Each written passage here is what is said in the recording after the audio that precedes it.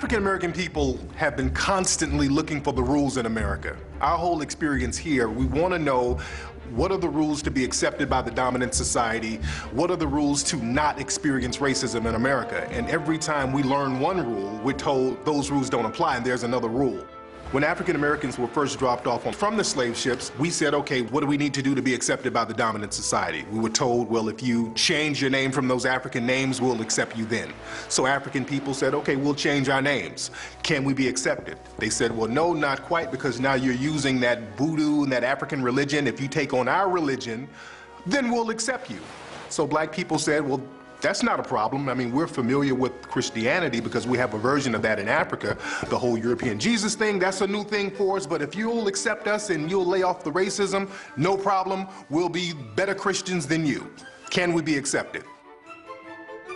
The dominant society said, well, no, not quite, because now that African voodoo is still there, so maybe if you weren't so lazy, we'll accept you. So black people said, okay, well, we're slaves. Nobody works harder than a slave. We pick all this cotton, we do all this work.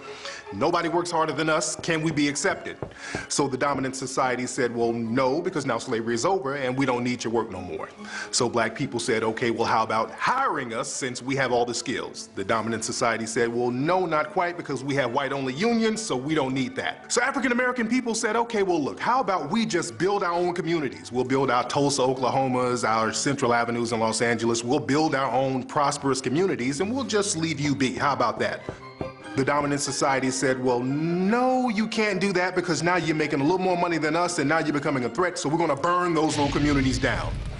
So black people said, okay, how about this? We'll work for you, just hire us, we'll keep our heads up, we'll have dignity, will you accept us? The dominant society said, well, no, because you're being uppity now. We don't want uppity black folks. So black people said, okay, well, how about this? We'll just shuck and jive, we'll be entertainment for you. We'll tap dance, skin and grin, coon, do whatever.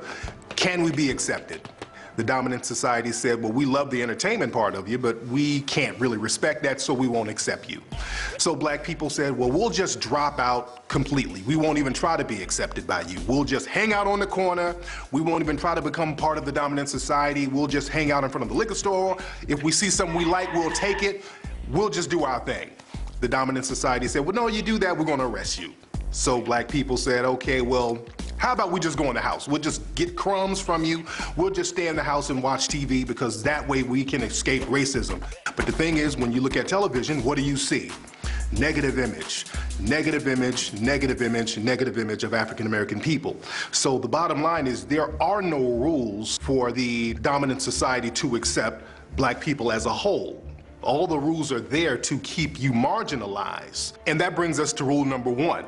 Keep people confused as to what racism is.